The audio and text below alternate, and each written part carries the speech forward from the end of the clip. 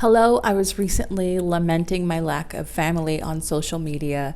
This has been the greatest dagger in my heart, the greatest dagger in my side since I was like 2 and 4 years old.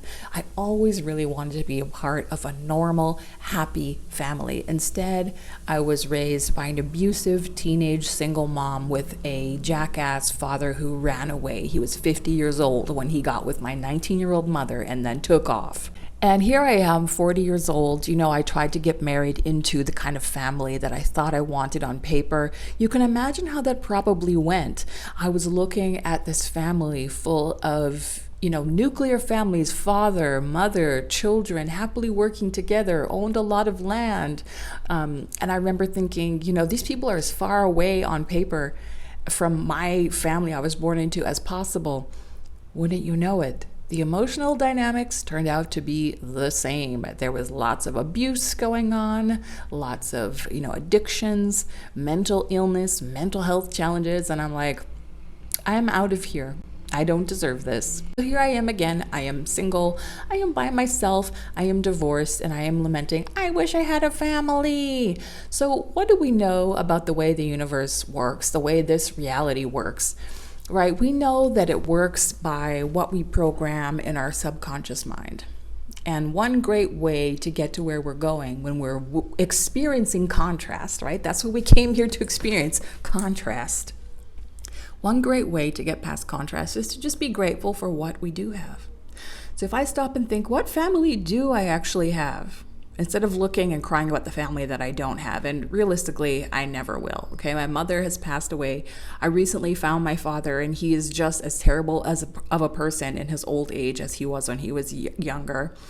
And so this is never going to change for me. So what I see when I look at the family that I can appreciate now are the friends that I have made online and connected with over the years. I've been uploading videos on YouTube for the past 12 years, and I have collected a group of people scattered all around the internet and all around the world who have known me for this entire length of time, who have watched my journey, who have shared bits of their life with me in meaningful ways, and who have really just kind of been there for me, emotionally supporting me, sending me, positive messages, buying my products for years. I had one of them send me a gift in the mail last month. I am so lucky. Also, I live in Mexico. This was actually the perfect place for me to move because it is one of the easiest places to meet people and make friends as an quote-unquote expat.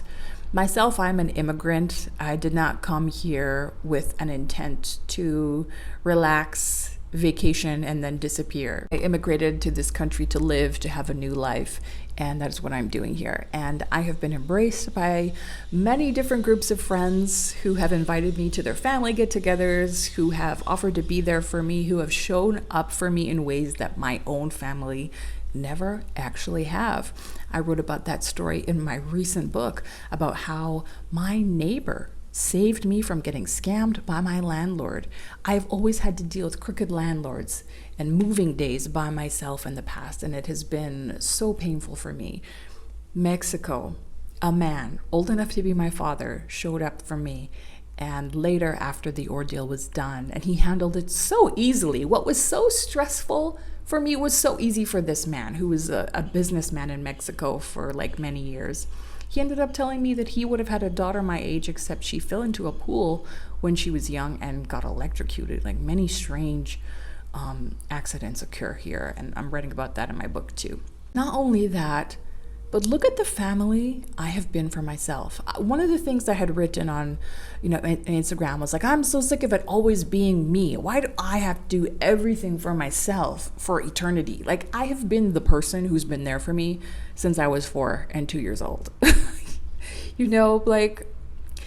Why am I sitting here complaining about that when instead, because I have no other option, why not just say, oh my God, look at how well I have shown up for myself.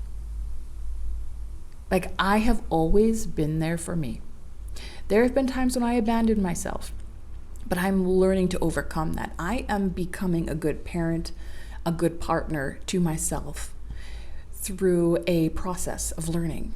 And that is like the basis of the kind of relationship that I want. So I want someone who has developed this kind of relationship for themselves. I want to meet someone who can care for themselves in this way, right? Because the way somebody cares for themselves is a pretty good indication of how they're going to care for you and how they will care for their own relation and for your relationship together. And I've been with some men who definitely could not take care of themselves, definitely could not soothe. I was with a man who once ate KFC for lunch every single day. So any of you who are estranged from your parents, adult orphans like myself, out there in the world, divorced, kind of making it on your own, strong women, I admire you. Some of us, we're tired of being strong. We want to rest. We want to be able to find someone who will be there for us because we've been alone for so long. But let's not get into relationships out of a place of lack.